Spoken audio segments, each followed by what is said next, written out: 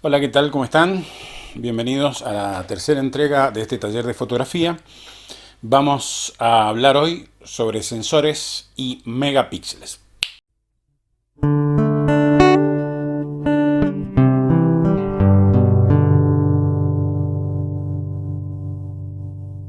Todo el mundo habla de los megapíxeles. Cuando hablan de la calidad de una fotografía, te hablan de tantos megapíxeles. Mi cámara tiene más megapíxeles que la tuya y así eso como si fuera una medición de calidad. Nada más equivocado. Si bien tiene algo que ver con la calidad, no es lo definitorio en la calidad de la fotografía. Hoy, por ejemplo, vienen celulares, estuve viendo hoy en internet, celulares de alta gama con 108 megapíxeles y unos sensores pequeñitos, muy pequeñitos, mientras que hay cámaras con 24 megapíxeles, cámaras profesionales o semiprofesionales con 24 megapíxeles que sacan fotografías con buen lente de mucho mejor calidad que las de ese teléfono, que es un gran teléfono, pero como cámara muchas veces deja que desear, aunque sean muy buenas cámaras. O sea, las de los celulares son muy buenas cámaras. Para lo pequeñitos que son, los celulares tienen excelentes cámaras, se pueden hacer muy buenas fotografías. Inclusive hay gente que cobra por sus trabajos fotográficos y los hace con celulares. Todo bien, no hay problema, pero no asociemos necesariamente más megapíxeles a mejor calidad de cámara. Es necesario aclarar el verdadero significado, que son los píxeles, los fotocitos, los fotodiodos o los semiconductores, como quieran llamarlos, ¿sí? ¿Qué relación guardan con la cámara, con el sensor? Y vamos a hablar también de los distintos tipos de sensores. Vamos primero con los megapíxeles. Mega significa millón y píxel es una apócope de dos palabras en inglés que es picture elements, o sea, elementos de la imagen, o sea, un punto. Las imágenes digitales están compuestas por puntitos. Si nosotros las ampliamos, vemos que finalmente se terminan pixelando. Es decir, eso quiere decir que se ven los píxeles. Mientras que cuando las achicamos un poco, nuestra vista compone una imagen que parece continua, pero está compuesta de diversos puntitos. Entonces, megapíxel es un millón de puntos. Y cuando hablamos entonces de un sensor de 24 megapíxeles, quiere decir que, o megapíxeles como ustedes prefieran, quiere decir que ese sensor tiene 24 millones de puntitos. Cuando hablamos de un sensor de 108 megapíxeles, 108 millones de puntitos en un sensor muy pequeñito. Eso significa muchas veces resignar la cantidad de información, la cantidad de luz que entra en ese píxel pequeñito del sensor de una cámara de un teléfono no es la misma que puede entrar en un full frame, un gran sensor, un sensor de tamaño importante, digamos. No son los más grandes que vienen, no son los más grandes que vienen, pero es un tamaño importante. Entonces, ¿qué relación guarda esto con la fotografía digital? Los megapíxeles entonces son los puntitos de que se compone una imagen digital. ¿Cómo se logra esto? Vamos a ver. Primero aclaremos, ¿más megapíxeles mejor cámara? No necesariamente, ya lo dijimos, es mejor tener un muy buen lente, inclusive en la fotografía compacta o la fotografía de teléfonos, la fotografía de móvil, de celular. Cuando ustedes tienen un muy buen lente es mejor que tener muchos megapíxeles. Claro que, por ejemplo, una fotografía de pocos megapíxeles, enseguida cuando la agrandamos, se pixela, es decir, se ven esos puntitos. Entonces, ¿qué ventajas ofrece tener más megapíxeles? Por ejemplo, mayor tamaño de impresión. En una fotografía de 100 megapíxeles, podemos imprimir en gran tamaño y que no se noten los pixelitos. ¿Sí? En una fotografía de 2 megapíxeles, cuando lo queremos agrandar, fracasa porque se ven los píxeles, se ven los puntitos. Y obviamente la calidad de la imagen desmejora cuando se agrandan.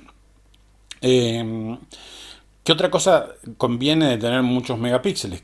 Que puedo recortar. Es decir, si yo tomo una fotografía y me quedó mal encuadrada, por ejemplo, yo la puedo recortar. La composición requiere que el personaje que salió en el medio salga en el costado, entonces lo puedo recortar y dejarla mejorarla así, entonces sin que se vea afectada muy grandemente la calidad de la imagen. Por ejemplo, si yo quiero tomar una fotografía de la luna con mi teleobjetivo de 300 milímetros y una cámara con sensor APS-C, con un lente de 300 milímetros, apunto a la luna, tac, y cuando la veo en una fotografía así, en la que yo veo en la pantalla así, se ve chiquitita así la luna. Pero si yo la recorto, no pierde tanta calidad, la recorto la luna para que después la pueda presentar más grande, no pierde tanta calidad y se ven algunos detalles bastante interesantes.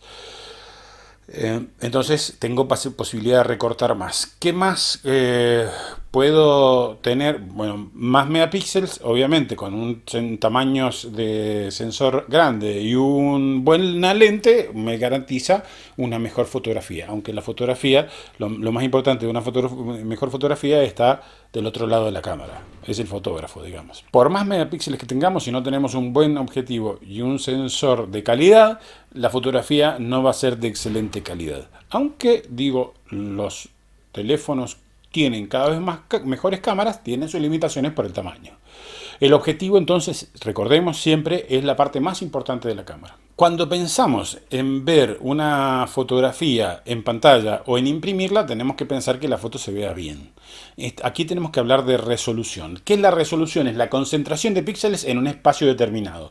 Normalmente se mide en puntos o píxeles por pulgada. ¿Cuántos puntos hay en una pulgada de impresión o de lo que se va a ver en pantalla?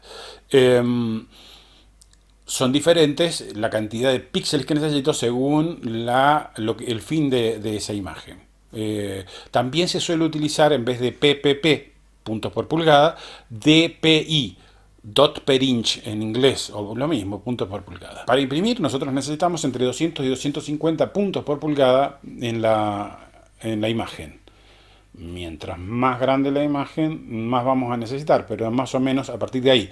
Lo que pasa es que si tenemos más, la calidad de la imagen, sobre todo cuanto más sea grande, mejor va a ser. Mientras que si necesitamos presentar en una pantalla de computadora, necesitamos 80 puntos por pulgada, más o menos, por ahí.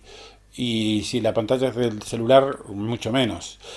Claramente los celulares pueden mostrar imágenes cada vez de más calidad, pero no necesariamente yo necesito imágenes de altísima cantidad, de altísima resolución para mostrarla bien en un celular. Por el tamaño, porque la vista compone el tamaño de la pantalla. Si yo utilizara una pantalla más grande se va a notar más la diferencia, pero al utilizar una pantalla pequeña, la vista compone la imagen de esos puntitos y no se distinguen los puntos. Básicamente, entonces, si necesitamos imprimir una imagen de 10 pulgadas, o sea, una imagen de 25 centímetros más o menos de ancho, esa imagen tendría que tener por lo menos 2000 píxeles de ancho, 2000 puntos. Si estamos hablando de que tenemos que tener 200 puntos por pulgada, esa imagen de 25, la imagen original para imprimirla de 25 centímetros debería tener mínimo 2000 puntos. ¿Y qué tiene que ver esto con el sensor? El sensor es la parte de la cámara que capta la luz que viene de la escena. En este momento a mí me está incidiendo una luz que viene desde afuera por la ventana, y esa luz refleja sobre mi cuerpo y se proyecta sobre la lente de la cámara. De la lente de la cámara va a parar el sensor, y en el sensor es recibida por esos pequeñas celditas, que es como una rejilla, como si fuera una cuadrícula de píxeles. Mientras más megapíxeles tiene el sensor, una imagen más grande puede captar. Entonces hablamos de 720, 1080, 4K, 2K, depende de la calidad de la imagen de la que estamos hablando. Eso es lo que puede captar el sensor. La imagen entonces digital se divide en puntos.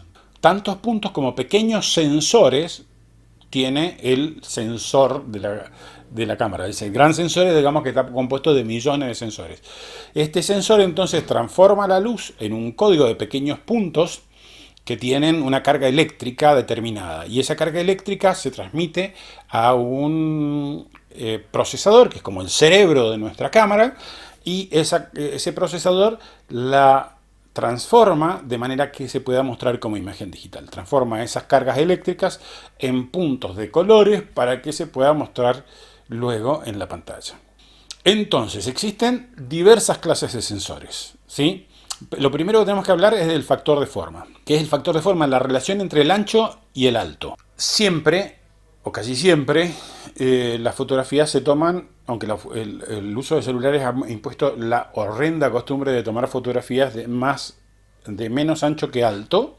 No me gusta eso a mí, pero casi siempre que hablamos de, por ejemplo, la fotografía del celular, podría ser en 16:9, es 16 de ancho por 9, es la relación 16 por 9, ¿sí? Imaginémosla como si fueran puntos, pero es relación de tamaño. 16 novenos se le dice. Es la imagen que toma tipo widescreen un televisor. Mientras que, por ejemplo, la mayor parte de las pantallas de computadora están en 3 medios, 3 por 2. Y ahora se está poniendo de moda en algunas fotografías el 4 tercios. La relación es menor, o sea, menos el ancho con respecto al alto, 4 tercios, y es muy interesante de formato y se está imponiendo en la fotografía de tipo profesional también. Por otra parte, en el sensor tenemos que tener en cuenta el número de semiconductores, número de píxeles, número de fotocitos, número de fotodiodos, como ustedes quieran llamarlo, según el enfoque que le quieran dar, desde la electrónica, desde la física, desde la óptica. Bueno, son esos pequeños puntitos. El número de esos puntitos que puede tener el sensor da el tamaño de la imagen. El estándar de sensor es el full frame. Voy a poner alguna imagen por acá con las medidas porque la verdad que no me interesa avanzar en eso. El sensor que le sigue para abajo en tamaño, porque hay más grandes también, están las cámaras de medio formato, de medio formato full frame, son muy extrañas esas cámaras, pero digamos, en las cámaras profesionales lo más habitual es encontrar el full frame. Aunque el APS-C, que es el que le sigue, que es el de las cámaras de prestaciones medias generalmente, que es un poquito más chico, pero tiene un tamaño suficiente para tomar fotografías profesionales. Y está aumentando tanto la calidad que inclusive en el micro 4 tercios, que es un poco más chico, permite tomar fotografías. Hay muchos profesionales trabajando con micro 4 tercios. La verdad, a mí me llama la atención, pero básicamente creo que eso, sumado a la cantidad de cámaras sin espejo que vienen ahora, está dando un formato de imagen que a la gente, a los profesionales les está interesando mucho, sobre todo porque la velocidad de enfoque y la velocidad de fotografía con una cámara sin espejo es mucho mayor. Entonces le da mucha ductilidad, mucha facilidad. Ahora, un tema interesante que hay que tener en cuenta cuando hablamos de tamaños de sensores es el factor de recorte o factor de multiplicación según cómo se mire. Por ejemplo, si yo tomo una fotografía con mi lente de 300 milímetros, si yo lo tomo en una full frame, voy a obtener una fotografía. Si yo la tomo en una APS-C, voy a obtener otra fotografía. La fotografía de la APS-C se va a ver como más grande, más aumentada, porque claramente al ser el sensor más chico, la imagen se va a ver más grande. Entonces, yo tengo que aplicar un factor de multiplicación. Si tengo el 300 milímetros de full frame a APS-C, tengo un factor de recorte aproximadamente de 1.5 a 1.6 según sea Nikon o Canon. O sea, Canon en realidad es 1.6 y todas las demás son 1.5. Entonces, mi lente de 300 milímetros en una APS-C vale como si fuera uno de 450 en una full frame. Bueno, eso es todo por ahora. Hasta el próximo video. Chao.